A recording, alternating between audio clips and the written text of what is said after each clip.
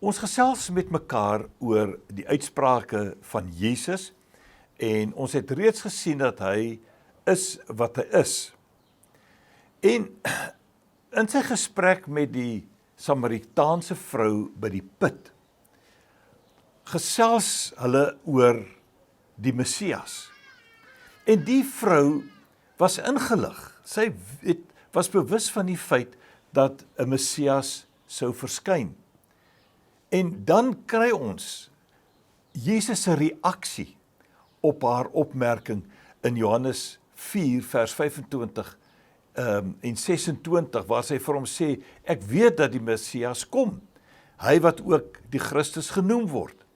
Wanneer hy kom, sal hy alles aan ons bekend maak.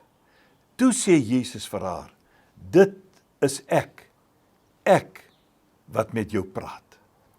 Jesus praat.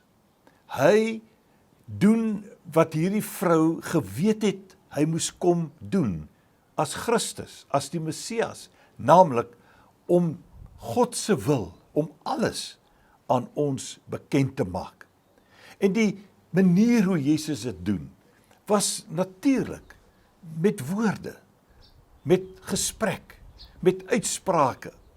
En ek herhaal graag dat dit noodsaaklik is, dat ons sal kennis neem, soos hierdie vrou kennis geneem het van die feit dat die Verlosser, die Messias, die Christus, praat met ons. En dat ons verseker kan wees, hy praat nie uit homself nie. Wat hy sê, kom van God af, van die Vader af. Daar is krag in wat hy sê. En hierdie ontmoeting met die vrou word so 'n pragtige voorbeeld van die effek van Jesus se woorde, sy uitspraak, die ek is wat kom praat.